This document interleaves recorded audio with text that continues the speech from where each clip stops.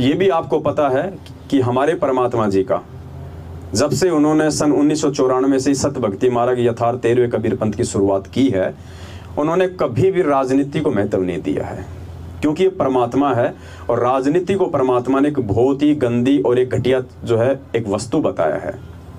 और भगत का तो उससे बिल्कुल परमात्मा ने डिस्कनेक्ट कर रखा है। यानी अगर आपको भक्ति करनी है तो आपको राजनीति से तो बिल्कुल कोसों दूर रहना होगा आपको। और एक सत्संग में परमात्मा ने यहाँ तक बोल दिया है कि यदि आप कोई कैंडिडेट को चुनते हैं तो बहुत सोच समझ के चुने। आपके द्वारा चुना गया कैंडिडेट यदि कल को कोई कर्म या फिर कुकर्म करेगा तो उसका परिणाम उसी औसत में आपको भी जो है वो भुगतना पड़ेगा, क्योंकि आपके सहयोग से वो राजा बना है, वो मंत्री बना है। और पुण्यात्मा सही कैंडिडेट है कौन, ये आप और हम सबको पता है इस अध्यात्म में आने के बाद में। क्योंकि जितने भी ये जो शराब के ठेके हैं इनको जो लाइसेंस दिया जाता है, जो बूचड़ खाने इनको लाइसेंस दिया जाता है, ये पान गुटखा मसाला बनाने वाली शराब बनाने वाली जितनी भी फैक्ट्रियां हैं इनको कौन लाइसेंस देता है? वही लोग देते हैं जिनको हम चुनते हैं। तो वो कर्म कम और कुकर्म उनके ज़्यादा होते हैं। तो हमारे हिस्से में क्या आएगा? कुकर्म। तो समझदार को तो परमात्मा ने संकेत कर दिया कि वो तो ऐसे अड़ंगे में पाँव देगा नहीं। फिर भी यदि किसी की मजबूरी है, वो रह नहीं सकता किसी के दबाव में, तो परमात्मा ने वो और बहुत बड़ी मेहर बख्शी, नाटो ही बोलते हैं क्या, या फिर नोटो, नोटा। एक वो नोटा का ऑप्शन दे दिया कि यदि आप किसी को आप यदि लाइक नहीं करते हैं, किसी भी कैंडिडेट को पसंद नहीं करते हैं, तो नाटो पे दबा दो बटन, तो ना आपके ऊपर कोई भार चढ़ेगा ना कुछ और होगा। अब यहां क्या हो रहा है, ये अखबार की कटिंग है। देखिए, मध्य प्रदेश के इंदौर में सतलोक आश्रम मैनेजमेंट हरियाणा ने 14 जून को जो कबीर प्रकट दिवस मनाया। अब ये वहां की एक अखबार की कटिंग है, दास साहब को पढ़ के सुनाएगा। मर्यादा में रहकर भक्ति, दान और सेवा करें मोदी। अब मोदी कौन है, ध्यान से सुनिए। यानी उस इंदौर के सत्संग में एक कोई मोदी जी हैं, वो आए, उनको बुलाया गया मुख्य अतिथि के रूप में।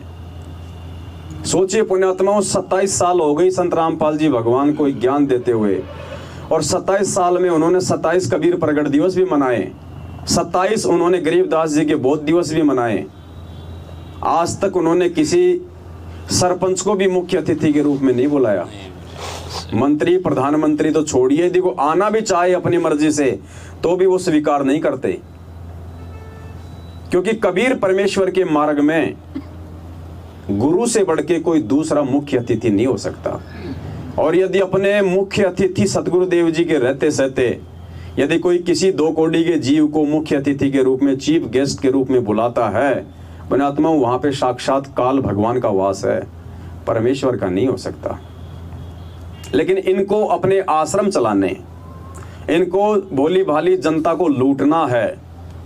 अगर ये लोग किसी एक पार्टी का साथ ना दें, पुण्यात्मा 5 दिन इनके आश्रम नहीं चलेंगे। 5 दिन। दास की बात हो चुकी है इनके मुख्य लोगों से। इनका यही कहना है, यदि हमने आश्रम चलाने हैं तो भाई हमने तो ये राजनेताओं से संपर्क रखने पड़ेंगे। तो इनको भगवान पे विश्वास नहीं है, इनको परमात्मा पे विश्वास नहीं है, इसलिए ये घटिया काम मजबूरन ये करते हैं अपने स्वार्थ के लिए। और ये नादान संगत भोलेपन में अपने फालतू में यूं ही आंख बंद करके गांधारी की तरह अपने कर्म फोड़ रही है। तो देखिए क्या आया है न्यूज में। इंदौर गरीबदास साहिब की अमृतवाणी, भोगवाणी और गुरु नाम दीक्षा के साथ कबीर साहिब जी के 625वें प्रकट दिवस के उपलक्ष्य में आयोजित महोत्सव का समापन हुआ। कहीं गुरु जी का नाम नहीं है, इस पूरे अखबार में कहीं संत रामपाल जी का नाम नहीं है। जैसे कि इनकी बेइज्जती हो जाती है अगर गुरु जी का नाम आ जाए तो। मुनिंदर धर्मार्थ ट्रस्ट, ये हरियाणा के जो कुरुक्षेत्र में एक फर्जी आश्रम बना हुआ है जिसको हैंडल करता है पुरुषोत्तम सैनी, उसने ये ट्रस्ट बनाया है मुनिंदर धर्मार्थ ट्रस्ट।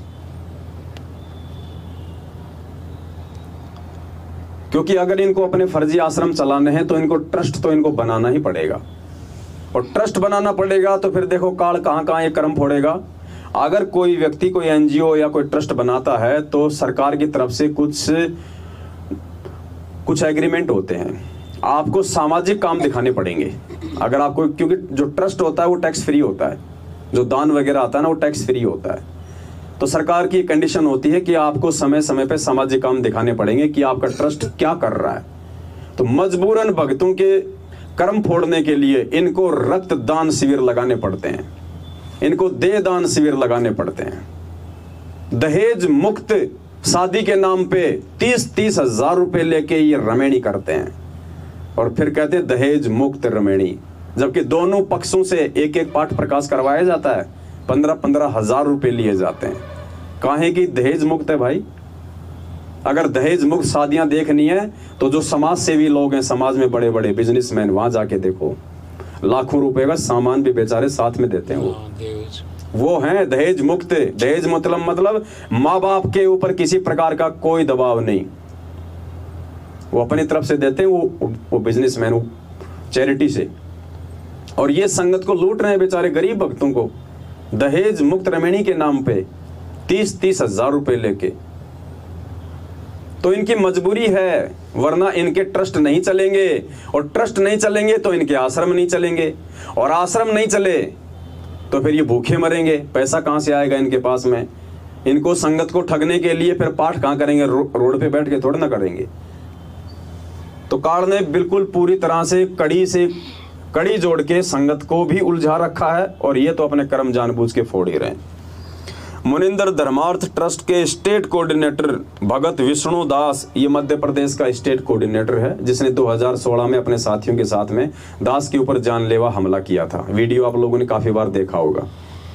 गर्दन कटवा लूं। हाँ, ये वही है जिसने कहा था एक बार आज से 3 साल पहले कि 6 महीने में यदि हमारे गुरुजी नहीं आए तो मैं अपनी गर्दन कटवा लूंगा। मुनिंदर धर्मार्थ ट्रस्ट के स्टेट कोऑर्डिनेटर भगत विष्णु दास एवं डिविजनल कोऑर्डिनेटर भगत सचिन दास ने बताया कि सांवेर रोड स्थित सतलोक आश्रम में 3 दिन में करीब 6 लाख भक्तों ने कबीर साहिब जी को दंडवत प्रणाम किया। सतगुरु रामपाल जी भगवान को नहीं किया, कबीर साहिब को दंडवत प्रणाम किया। मतलब इन्होंने तो वही फोटो लगा रखी है दाढ़ी मूंछ वाली, जो काल्पनिक है, जिसको परमात्मा रिजेक्ट कर चुके हैं। काल भगवान जो रूप जो धारण कर सकता है। 3 दिनों में करीब 6 लाख भक्तजनों ने अब 6 लाख भी आप ये मान के चलो, आदि तो ये झूठ बोलते ही है, तो आप 3 लाख ही मान के चलो, क्योंकि डबल बोलने की तो इनकी आदत है। 1 लाख ही मान के 1 करोड़ नहीं, एक इंटरव्यू में तो इन्होंने 3.5 करोड़ बताए भारतवर्ष में, जबकि 20 लाख से ऊपर भगत नहीं है टोटल भारतवर्ष में, देश विदेश के मिला के। 1 लाख भी बहुत होते हैं, उतने माने। तो ये 6 लाख अगर लिख रहे हैं 3 दिन में इंदौर में 6 राज्यों से, आप 3 लाख ही मान के चलो। पुण्यात्माओं, जैसे आज हिंदुस्तान के घर घर में ज्ञान गंगा पहुंच चुकी है ना, जितने भगत भाई बहन हैं परमात्मा के, सतगुरु रामपाल जी भगवान के भगत है, सबके पास सात संगत के वीडियो जा चुके हैं। सबको पता है अंदर ही अंदर क्या चल रहा है, क्या नहीं चल रहा है। करीब 6.5 लाख भक्तजनों ने कबीर साहिब जी को दंडवत प्रणाम किया। इस अवसर पर कबीर साहिब के शिष्य गरीबदास साहिब की, अब बताओ, साहिब का शिष्य भी साहिब, कबीर साहिब और शिष्य गरीबदास साहिब, ये जगत के हिसाब से चलते हैं, जबकि हकीकत का इनको पता है ना कि कौन थे गरीबदास जी महाराज। खाली शिष्य की तो उन्होंने एक भूमिका की थी। कबीर साहिब जी को दंडवत प्रणाम किया। इस अवसर पर कबीर साहिब के शिष्य गरीबदास साहिब की अमृतवाणी का वाचन किया गया। महोत्सव के अंतिम दिन गुरु रामपाल जी के वीडियो संदेश के माध्यम से हजारों भक्तजनों ने गुरु नाम दीक्षा ली। महोत्सव में मुख्य अतिथि के रूप में उपस्थित प्रधानमंत्री नरेंद्र मोदी के भाई प्रहलाद मोदी ने कहा कि किसको बुलाया गया मुख्य अतिथि के रूप में? अरे नालायको, इससे अच्छा तो महेंद्र भगोड़े को ढूंढ ढांड के कहीं से खड़ा कर देते, कम से कम एक भगत तो होता। अब वो जगत वाला अनुपदेशी व्यक्ति, वो क्या जाने, सिर्फ मान बढ़ाई के लिए। और आपको अच्छे से पता है आदि झूठ बोलते हैं, और उस 3 लाख में भी 1 लाख तो आप जी गांव के और आसपास के, क्योंकि जैसे ये वीडियो हम देख रहे हैं ना, इतने साधु आए, वो पता नहीं कोई लाल कपड़े पहन के आ रहे हैं, कोई सफेद कपड़े पहन के आ रहे हैं, गांव के सरपंच आ रहे हैं, इन्होंने तो कम से कम आप 50-60 हजार आदमी तो मतलब वो मानो जो कि नाम दीक्षा नहीं लिए हुए हैं, केवल भीड़ भंडारे के लिए आए भंडारे के लिए। भंडारो करे हमारा। अब भंडारे के नाम पे तो आपको पता है कि रोड पे गाड़ियों की लाइन लग जाए, अगर कोई मीठे पानी के गिलास भी बांट रहा हो तो ये तो भंडारा था। महोत्सव में मुख्य अतिथि के रूप में उपस्थित प्रधानमंत्री नरेंद्र मोदी जी के भाई प्रहलाद मोदी ने कहा, अब क्या कहा प्रहलाद मोदी ने, कबीर साहब के बताए भक्ति मार्ग पर चलकर भगत जन इस जन्म को अंतिम जन्म बना सकते हैं। अब बताओ संदेश कौन दे रहा है? नरेंद्र मोदी का भाई प्रहलाद मोदी। अरे नालायक हो, अरे तुम ही खड़े होके बोल देते जैसे हम लोग भाई बहन आपस में मिलके यहाँ पे जो देते हैं हम संदेश है, कम से कम भगत के शब्दों का कोई असर तो होगा। प्रहलाद मोदी ने कहा कि कबीर साहब के बताए भक्ति मार्ग पर चलकर भगत जन इस जन्म को अंतिम जन्म बना सकते हैं। मर्यादा में रहकर भक्ति दान और सेवा करने से आपको सतलोक में बैठने जैसा पुण्य प्राप्त होगा। मतलब उसको तोते की तरह उसको लिख के दे दिया होगा, वो क्या जाने बेचारा क्या सतलोक और कहाँ से क्या पुण्य होगा। भक्ति और मर्यादा क्या होती है उनको तो ABCD भी नहीं पता मर्यादा की। वो कितनी की मर्यादा निभाते होंगे, जब नाम दीक्षित ही नहीं है तो मर्यादा क्या निभाएगा। मर्यादा में रहकर भक्ति दान और सेवा करने से आपको सतलोक में बैठने जैसा पुण्य प्राप्त होगा। कार्यक्रम में वरिष्ठ भाजपा नेता राजेंद्र शुक्ला विशेष रूप से मौजूद थे। मतलब विशेष रूप से गुरुजी मौजूद नहीं थे, वरिष्ठ भाजपा नेता राजेंद्र शुक्ला जी विशेष रूप से मौजूद थे। देख लो आप ये क्या आडंबर हो रहा है। 27 साल के इतिहास में आपको ये ड्रामा देखने को नहीं मिलेगा। और मैं आग्रह करूंगा उन सभी परमात्मा की प्यारी आत्माओं से जो बहुत ज्यादा पढ़े लिखे हैं, बहुत ज्यादा इंटेलिजेंट, अपने आप को बहुत ज्यादा समझदार मानते हैं। अरे भाई, या तो तुम लोगों ने गुरुजी के सत्संगों को ढंग से नहीं सुना। अगर ढंग से सुना होता तो पुण्यात्माओं तुम्हारी आंखों के सामने ये क्या आडंबर हो रहा है वहां पे। ये राजनेताओं को बुला बुला के वहां पे भगवान की बेइज्जती की जा रही है। तुम आत्माओं को ज्ञान आधार से ये तमाचे मारे जा रहे हैं, तमाचे। पूर्ण परमात्मा से बढ़ के कौन है जो मुख्य अतिथि उसके कार्यक्रम में आएगा बनके? कौन है? क्या उससे बड़ा किसी का कोई प्रभाव है इस दुनिया में? ये देखिए क्या ड्रामे हो रहे हैं। परमेश्वर के प्रोग्राम में, सत्संग में, और मुख्य अतिथि के रूप में राजनेताओं को बुलाया जा रहा है। सिर्फ और सिर्फ उन राजनेताओं के कंधे पे बंदूक रख के भीड़ इकट्ठी करके ज्यादा से ज्यादा धन इकट्ठा करना, पैसा इकट्ठा करना, और काल का मकसद है तुम सबकी मर्यादा तोड़वाना। तुम सब के सब लोग दोषी हो, सब के सब उस भगवान के दोषी हो जो तुम में से किसी ने भी सच को सच कहने की हिम्मत नहीं की वहां पे। वरना नालायकों कान खड़े हो जाने चाहिए थे तुम्हारे उसी समय कि हमारे गुरुजी से बढ़ के मुख्य अतिथि कौन आ गया। ये सारे आडंबर छोड़ छाड़ के तो हम लोग इस परमात्मा की भक्ति में आए, और यहां भी इन राजनेताओं को समावेश कर दिया। लेकिन कोई नहीं बोला, सब खा पी के आ गए अपना झाड़ के पल्ला, सब दोषी परमात्मा के। वो परमात्मा का भंडारा नहीं था, वो पाप का भंडारा है, पाप का। भोग किसको लगा है? काल्पनिक फोटो को। गीता क्या कह रही है? पूर्ण परमेश्वर को भोग लगने के बाद जो अन्न बचता है भंडारा, उसको खाने से पाप कर्म नाश होते हैं। गीता जी ने ये नहीं कहा कि पूर्ण परमात्मा की फोटो को भोग लगा दे, जो काल्पनिक है, जो उस परमेश्वर का वास्तविक रूप भी नहीं है। अरे 650 साल पहले भी यदि परमात्मा आए थे यदि किसी रूप में, तो ये तो वो ओरिजिनल रूप भी नहीं है, ओरिजिनल फोटो भी नहीं है, और ओरिजिनल हो तो भी हमारा क्या भला हो। तो भाई उस जिंदा कबीर को छोड़ के और 650 साल पहले वाले काल्पनिक फोटो को भोग लगाना, तो भाई पाप का अन्न खाना है, पाप का अन्न।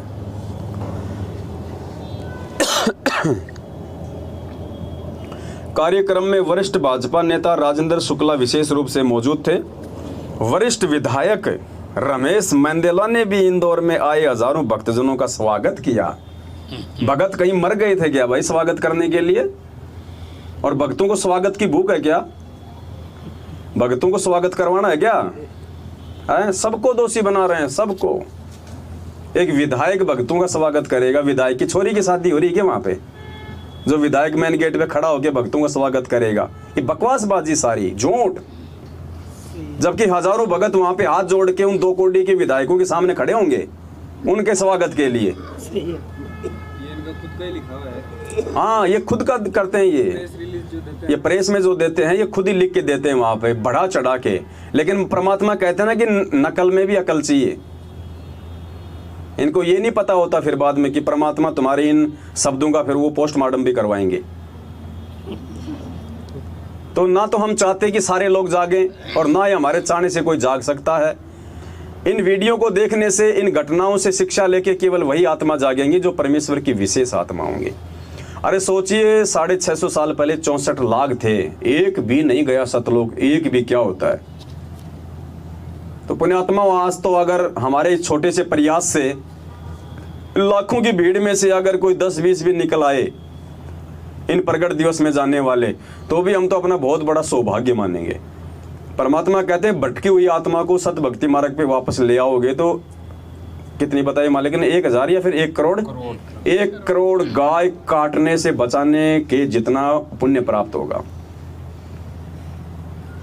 तो यहाँ तो कई हजारों की संख्या में लोग निकलेंगे इनका आडंबर देख के, इनका पाखंड देख के। ऐसी बात नहीं है, सूचना हमारे पास में सारी आती है। भगत लोग आपस में डिस्कस कर रहे हैं, भगत लोग आपस में चर्चाएं कर रहे हैं संगत में कि यार जो हुआ वो गलत हुआ, वहां पे ऐसा नहीं होना चाहिए था।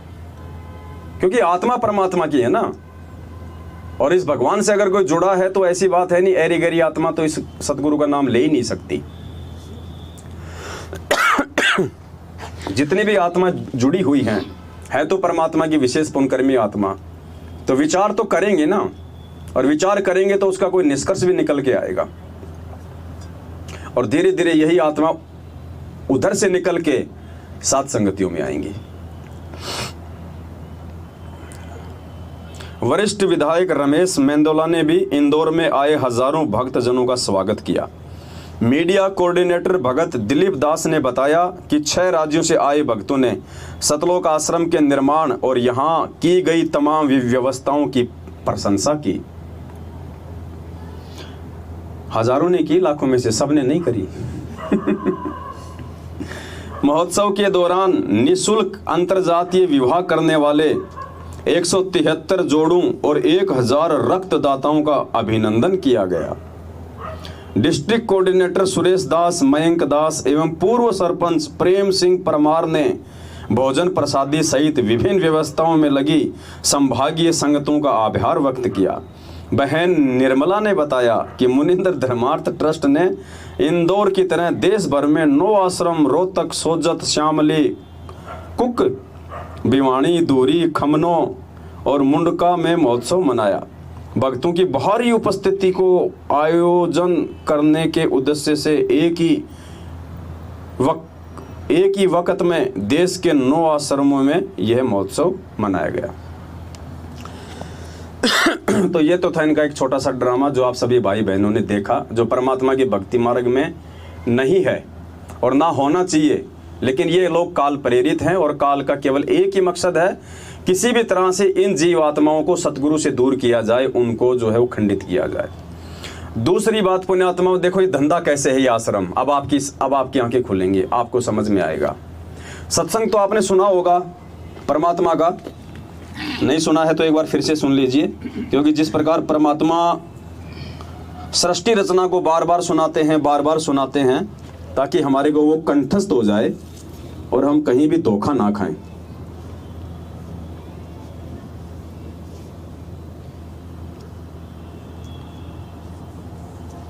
तो दास आपको फिर से एक छोटा सा सत्संग परमात्मा को सुनाना चाहेगा।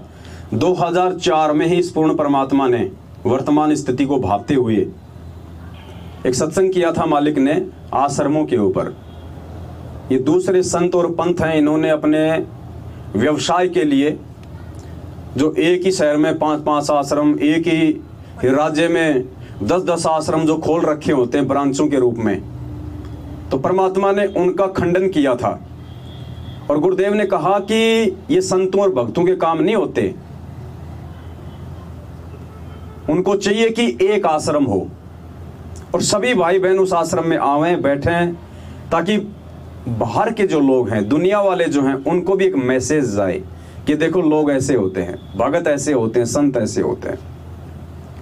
और गुरुदेव कहते हैं इन नकली संतों ने एक ही शहर में अपने 25-25 आश्रम खोल लिए। ये बच्चों जैसी इनकी ये लड़ाई और अपने इसी वचन पे कायम रहते हुए सतगुरु रामपाल जी भगवान ने जब से वे हिसार जेल गए हैं 1994 से लेकर 2014 तक उन्होंने कभी भी कोई आश्रम नहीं खोला सिवाय एक आश्रम के। जिस आश्रम में वे रहे उस आश्रम के अलावा उन्होंने कभी कहीं कोई दूसरा आश्रम नहीं खोला। अगर करोथा आश्रम अगर सरकार के अंडर में ना होता, कांड ना होता, तो परमात्मा बरवाला में आश्रम ना खोलते। अगर छुडानी में जब परमात्मा सत्संग किया करते थे शुरुआत में, अगर गरीबदास ये पंथ वाले लोगों ने अगर उनका विरोध ना किया होता, तो परमात्मा करोथा में कभी भी आश्रम नहीं खोलते, क्योंकि ये पूर्ण संत है और इनके वचन सदा एक ही रहेंगे। कहीं से भी उठा के आप जो है देख सकते हैं।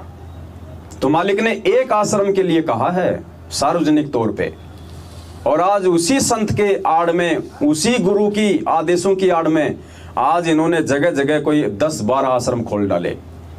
पहले आप ये सत्संग सुनिए, फिर आपकी समझ में आएगा।